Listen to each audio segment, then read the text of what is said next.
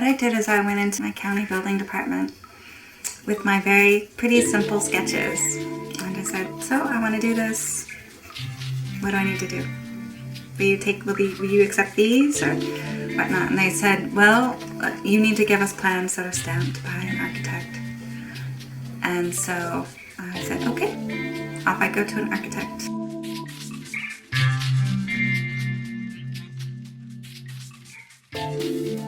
What it kind of boiled down to was that everybody in the regular permit process, all the different people along the way, everybody kind of gets their fee for their little bit of paper. And so, okay, I want to give you your fee and I want my piece of paper, so let's just make this work. And that's kind of what it almost boiled down to.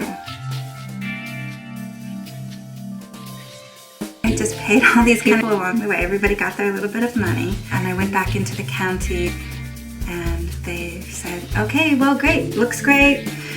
As long as it somewhat resembles the plans, we'll okay it. And that was that. And everything worked out. I did it.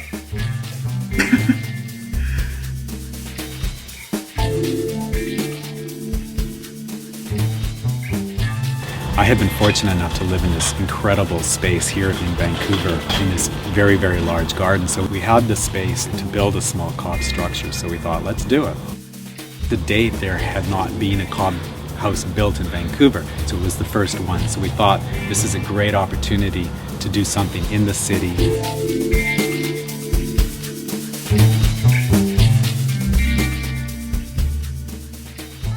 And at that time, not many people knew about it. Certainly building officials didn't know, so that's why we kept it under 100 square feet. So we didn't have to deal with code or permits and any of that. Yeah, I mean, people love it. People just love it. I mean, people fall in love with it. It's pretty cool.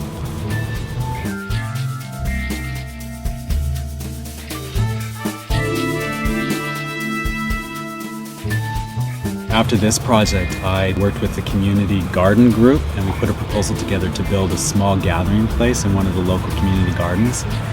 The arts and culture representative with the Parks Board thought it was one of the best proposals that she'd seen. A year later, there was the opportunity to build a popcorn stand in Stanley Park.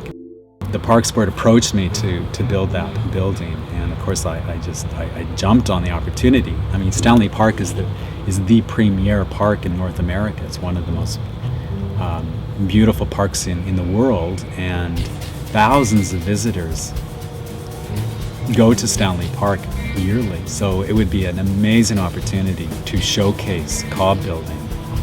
So it was very, very exciting.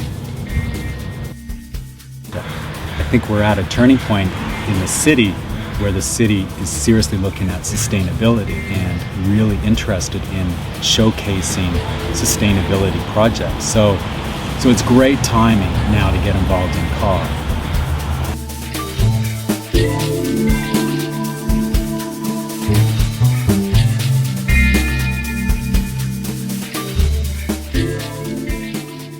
Having the city get behind it and support it to the degree that they have legitimizes cob in a way that we haven't seen before at that level.